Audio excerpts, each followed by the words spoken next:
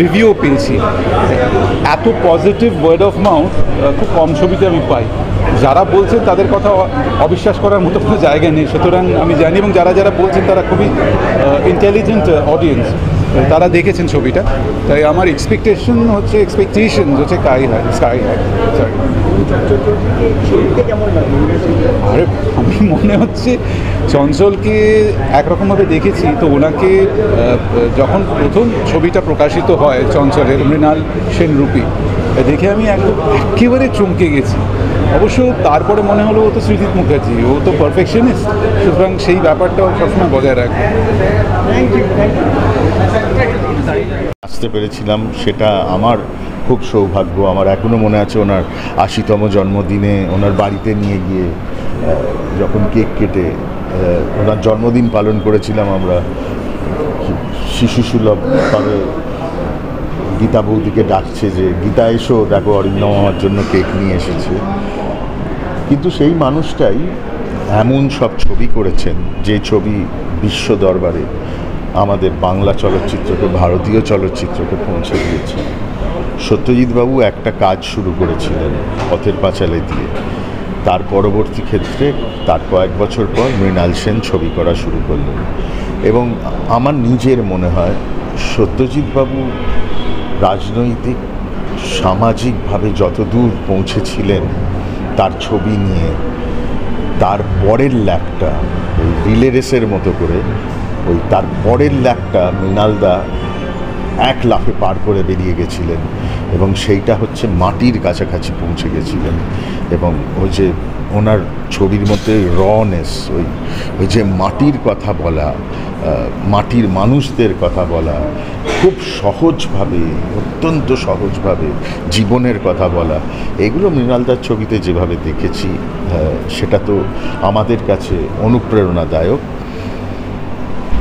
সৃজিত ছবি করছে মৃণালদাকে নিয়ে, মৃণালদার জীবন নিয়ে এটা, এবং চঞ্চল অভিনয় করেছে, আমার বন্ধু হাসান প্রযোজনা করেছে।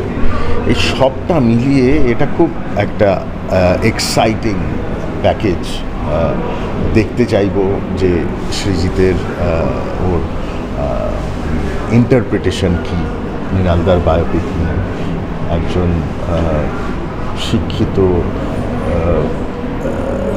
ইন্টেলেকচুয়াল নির্দেশক যখন কারোর বায়োপিক করেন, তখন সেটা তো শুধুমাত্র বায়োপিক হয়ে থাকে না, নিশ্চয়ই তার মধ্যে আরও কিছু কথা হয়তো আমরা নিশ্চয়ই পাব।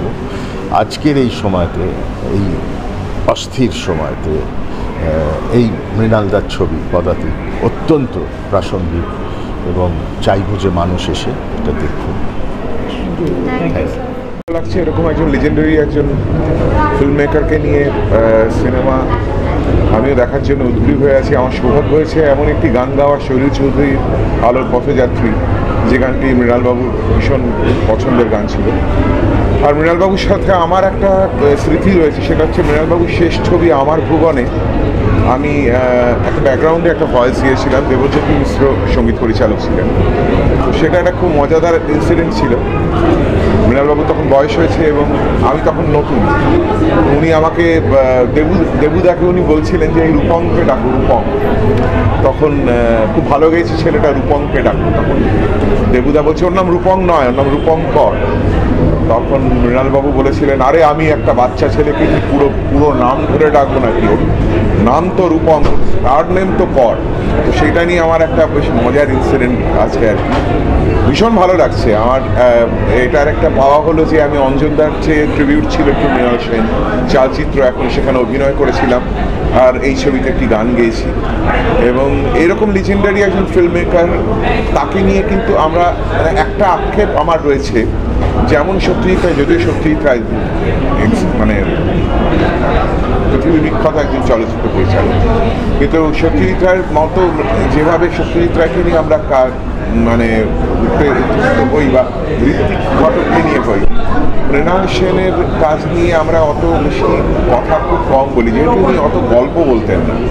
ওনার ছবির মধ্যে একটা কলকাতাটা ভীষণভাবে ইম্পর্টেন্ট ছিল, এবং আমার কাছে কলকাতা ভীষণভাবে ইম্পর্টেন্ট। সেই জায়গা থেকে আমার একটা ভালোবাসার জায়গা।